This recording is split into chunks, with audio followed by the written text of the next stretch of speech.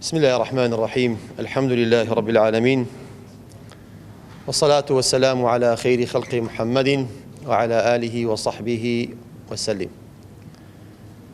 ربنا آتنا في الدنيا حسنة وفي الآخرة حسنة وقنا عذاب النار. آمين.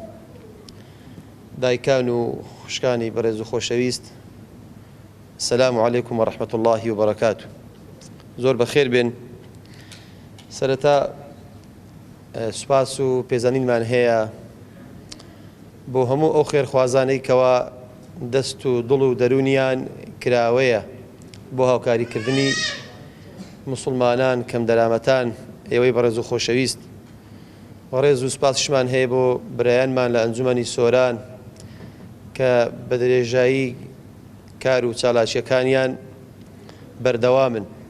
خوای گەورە پاداشتیان بداتەوە و نمونەیان زیاد کات. دایکان و خوشکانی بەڕێز و خۆشەویست، برایانی بەڕێز، منداڵە چاوگەش و جوانەکان،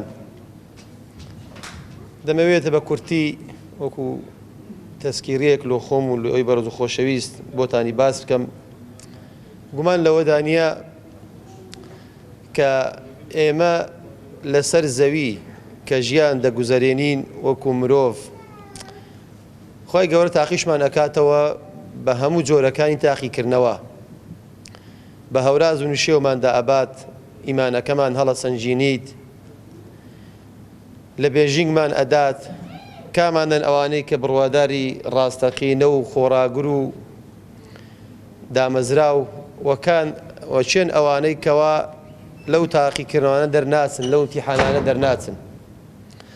جا هەر کەسەی بە نەوعێک، هەر کەسەی بە جۆرێک، ئیوا هەیە بە هەژاری تاقیەکرێتەوە، ئیوا هەیە بە دەوڵەمەندی، ئیوا هەیە بە لەشساغی، ئیوا هەیە بە نەخۆشی. لۆیە باش وایە هەر یەکێک لە ئێمە بە قسمەت و مەعیشەتی خۆی ڕازی بیت، سوپاسی خوای بکە لەسەر ئەوەی کە پێی داوە. ئەگەر حاڵی خۆمان مقارنە بکەین بە حاڵی کەسێکی تر، لەوانە دەیان شتی باشمان تێدا هەبیت لە ئەو دانیە. زۆر کەسێ لەوانەیە خۆزگە بخوازی بە کەسێکی دەوڵەمەند، بەڵام دەوڵەمەندیشمان هەیە ئەوەندە بێزارە لە ژیان، سەد خۆزگە ئەخوازیت بە کەسێکی هەژار بەڵام تەندروستیەکی چاک و باشی هەبیت. زۆر کەسمان هەیە خاوەن ڤێلا و کۆشک و تەلار، خۆزگە ئەخوازی بە کەسێک کە کرێچیە، چونکە ئەو ڕاستە کرێچیە بەڵام لە ژیاندا ئاسوودەیە، لە ژیاندا مرتاحە، تاموچێژ لە ژیان ئەکات. بەڵام ئەوەی لە کۆشک و ڤێلادا ئەژیت، شەو هەتا بەیانی خەوی لێ ناکەویت، مەشغەڵەت و هەزاران خەم و خەفەت وای لێکردیە کە تاموچێژ لە ژیان وەرنەگری. ئەوە حەقیقەتێکە هەمومان معەڕەزین لە بۆ تاقیکردنەوەی پەروەردیگار. ئەبێ ئەوە بیزانین، ئاگامان لێبیت، ئەهلی سەبر بین، دان بە خۆدا بگرین، ناشکوری نەکەین. چونکە ئەگە ئەهلی سەبر بین، بەڕاستی هەم لە دنیادا بەرهەمەکەی ئەچنینەوە، هەم لە قیامەتیشدا خوای گەورە ئەجر و پاداشمان ئەداتەوە. خوای گەورە فەرمێت: أعوذ بالله من الشيطان الرجيم إنما يوفى الصابرون أجرهم بغير حساب. ئەگە بەس ئەهلی سەبر بین، خوای گەورە یەکێک لەوانەمان حساب بکات کە ئەهلی سەبرین. ئەهلی سەبر یعنی کەسێک کە ناشکوری ناکات، کە ڕازیە بە قەدەری خوای گەورە کە لۆی داناوین. ئەگەر ئەو پلەیە بەدەست بێنین، بڕواتان هەبی ئەهلی سابیر هەم لە دنیادا ئیسیفادەی لێ ئەکات و هەم لە قیامەتیشدا ئەجر و پاداشتی خۆی بەدەست دێنی. چونکە ئەو ژیان هەر تێپەڕیت، ئەڕوات ئەو ڕۆژناسبەی کۆتایی دێت، بەردەوام نابیت. ساغ و نەساغ، فەقیر و هەژار، دڵخۆش و دڵناخۆش تێی ئەپەڕینیت.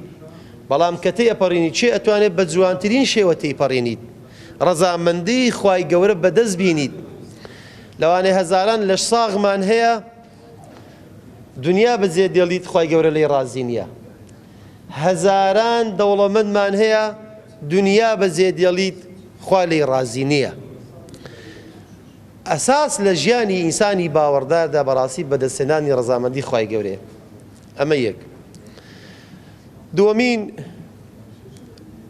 بەڕێزان کە بە کورتی ئاماژەی پێ ئەەکەم بریتە لەوەی کە حەق و مافی یەکتر دابین بکەین، ئەرچی سەرشانمان بەرامبەر بە یەکتر ئەنجام بدەین.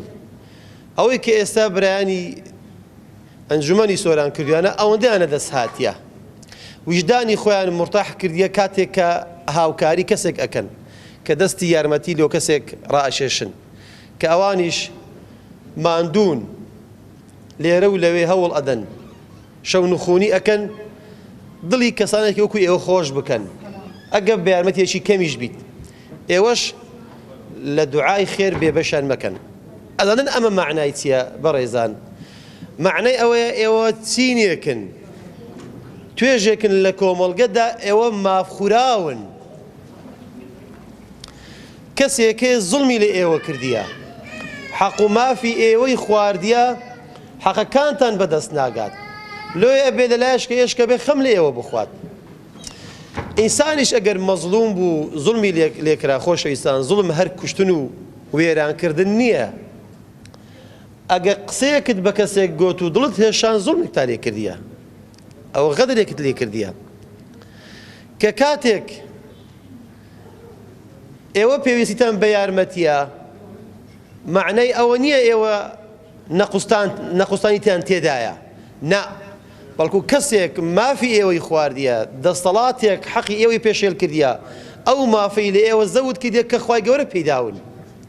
ئێوە مەزلومن، ئەزانن مەزلومیش لە لای خوای گەورە دەرەجەی چەند عالیە. پێغەمبەری خوا ئەفەرمێت عەلەیهی السەڵات وەسەلام: اتقوا دعوة المظلوم فإن بينه وبين الله ليس حجاب. ئەفەرمێت خۆتان بپارێزن ئەی خەڵچینە، قەت شتێکی وانەکەی کە واستەم لێکرا و بەشخورا و مافخورا و زوڵم لێکرا و دوعاتان لێ بکات. ئەفەرمێت لە بەینی ستەم لێکرا و خوای پەروەردیگار هیچ پەردەیەک و پەناو پەسیوێک نییە. یعنی کەسی مەزلوم، کەسی بەشخورا و مافخورا و ئەگەر بێت و بەدڵێکی خاوێن ڕوو لە خوای بکات، خوای گەورە دەعواکەی جێگیر ئەکات، دوعاکەی قبوڵ ئەکات. زاڵمیش خوای گەورە وەی لێ ئەکا لە ڕۆژی قیامەتدا شەرمەزار و ڕیسوەی هەموو ئەو خەڵکانەی ئەکا کە لە دنیای زوڵمیان لێ کردینە. حەق و مافی هەمانی لەوەرەگرێتەوە. دڵتان خۆش بێت ڕۆژگارێک هەیە مسقالە زەڕەیەک بزر نابیت، محکەمەیەکی عادیل و دادپەروەرانە هەیە، هەموو کەسێک مافی خۆ وەرئەگریتەوە. ئەگە لێرەش پێمان وەرنەگیرێت بە ئیزنی خوای گەورە چاومان لە محکەمەی پەروەردیگارە ئەو ستەمکارانی کە ئەو ڕۆستەمیان کردێت لەو خەڵکە کە ئەو کۆمەڵگەیان بەو ڕۆژگارە گەیاندیە، ڕۆژگارێک دادێ ئەو دیمەنانە پێچەوانە ئەبنەوە، ئەو زاڵمانە زەلیل ئەکرێن، شەرمەزار و ڕیسوای بەردەم محکەمەی پەروەردیگار ئەکرێن. ئێوەش لە دوعای خێر تەقسیری مەکەن، حاجاتتان لۆ خوای خۆتان بەرزکەنەوە. خوایەک کە مسقالە زەڕەیەک بزر ناکات، کە عەبدی خۆی لەبیر ناکات. خاڵی ئاخیری کۆتایی خۆشەویستان، ئەو سەردەمەی ئێمە ئێستا تێیدا ئەژین سەردەمێکی زۆر ئاڵۆز، پڕفیتنە و ئاشوب. ئاگاتان لە مناڵەکانتان بێڕەجاءن، پەروەردەیان کەن زۆر عەزیمە. منداڵی خۆت دارێکە لۆ خۆت ئەیڕوێنی، دواتر بەرهەمەکەی ئەچنیەوە. باش پەروەردەیان کەن، ئەوەی باش لە بەرهەمەکەیان بخۆن. وێڵی بازار و سەرزادەیان مەکەن، مەیان دەنە دەست ئەنتەرنێت و ئەلکترۆنیاتی ئەو سەردەمەی کە ئێستا هەیە بە ناوی مافی منداڵ و دڵ ڕاگرتن و ئەزیەت نەدان و ئەوانە. بەڵێ پێویستە منداڵ ئارزوەکانی خۆی ممارەسە بکات، بەڵام ئەبێت لە ژێر زەبت و کۆنتڕۆڵی دایک و باوکدا بیت.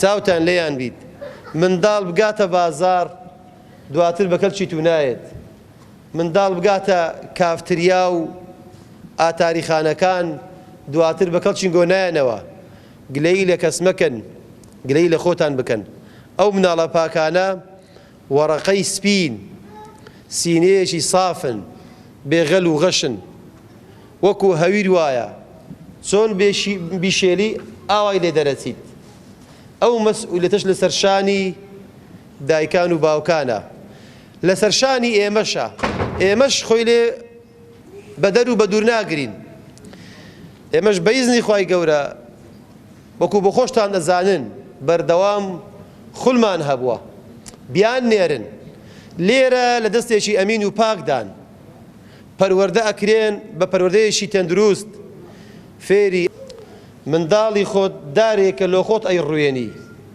دواتر بەرهەمەکەی ئەچنیەوە باش پەروەردەیان کەن ئەوەی باش لە بەرهەمەکەیان بخۆن وێڵی بازار و سەرزادەیان مەکەن مەیان دەنە دەست ئەنتەرنێت و ئەلکترۆنیاتی ئەو سەردەمی کە ئێستا هەیە بە ناوی مافی منداڵ و دڵڕاگرتن و ئەزیەت نەدان و ئەوانە بەڵێ پێویستە منداڵ ئارزوەکانی خۆی ممارەسە بکات بەڵام ئەبێت لە ژێرزەبت و کۆنتڕۆڵی دایک و باوکدا بیت چاوتان لێیان بیت منداڵ بگاتە بازار دواتر بە کەلکی تو نایێت منداڵ بگاتە کافتریا و ئاتاریخانەکان دواتر بە کەڵکی گۆ نایەنەوە گلەی لە کەس مەکەن گلەی لە خۆتان بکەن ئەو مناڵە پاکانە وەڕەقەی سپین سینەیەکی سافن بێغەل و غەشن وەکو هەویر وایە چۆن بیشێلی ئاوای لێ دەرەچیت ئەو مەسئولیەتەش لەسەر شانی دایکان و باوکانە لەسەر شانی ئێمەشە ئێمەش خۆی لێ بەدەر و بەدوور ناگرین ئێمەش بە ئیزنی خوای گەورە وەکو بۆ خۆشتان دەزانن بەردەوام خولمان هەبووە بیان نێرن لێرە لە دەستێکی ئەمین و پاکدان پەروەردە ئەکرێن بە پەروەردەیەکی تەندروست فێری ئەخلاق و ڕەوشت و داب و نەریتی جوان ئەکرێن دواتر وەی لێ دێت کە بە کەڵکی دایک و باوکیشیان بێتەوە